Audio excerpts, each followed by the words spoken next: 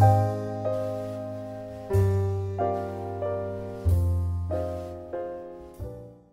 everyone, we're back again, and today we're going to talk about animals, which animals we can eat and which we cannot eat according to the Bible.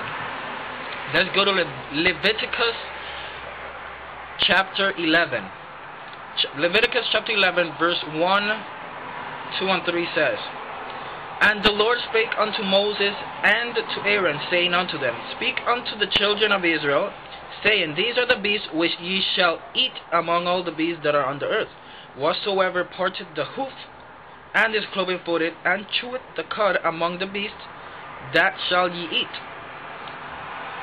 Nevertheless, these shall ye not eat of them that chew the cud, or of them that divide the hoof, as the camel, because he cheweth the cud, but divided not the hoof, he is unclean to you. And the coney, because he cheweth the cud, but divided not the hoof, he is unclean to you. And the hare, or the rabbit, because he cheweth the cud, but divided not the hoof, he is unclean to you. And the swine, or the pork, or the ham, though he divide the hoof, and be cloven-footed, yet he cheweth not the cud, he is unclean to you." So there are two requirements for us to eat those land creatures, which is they have to divide the hoof, and they have to chew the cud. So one of the most common food here is the swine and the hare or the rabbit. The swine, of course, is the most common. It's in bacon, cookies, you just name it, hamburgers, everything. So it is also scientifically proven that swine or pork is not very healthy. It can cause cancer and other serious health problems in the long term if we continue to eat that kind of meat.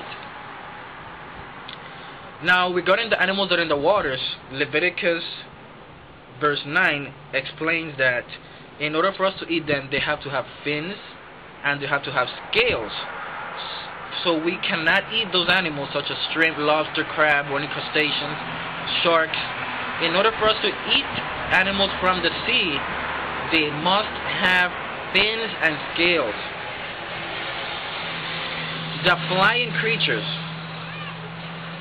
For the flying creatures, we have to eat those that do not eat other dead animals. So it is forbidden for us to eat those that are eagle, vultures, owls, ravens, swans, pelicans, stork, heron, the bat.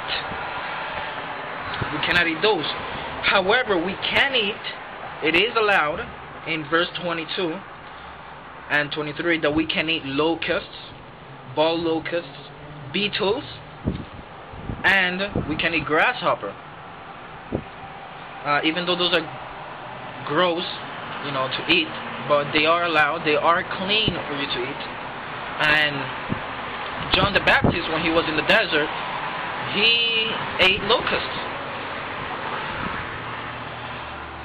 Now, there are some others that we can see in verse 29 and verse 30 that we cannot eat, which says, "These also shall be unclean unto you among the creeping things that creep upon the earth, the weasel, and the mouse, and the tortoise after his kind, and the ferret, and the chameleon, and the lizard, and the snail, and the mole." So if you ever go to France, do not go for the snail food, since that is forbidden. As well as the lizard and the mouse. Well, who would want to eat a mouse? Now, there are some Christian movements out there that says you can just pray over your food and it will be blessed.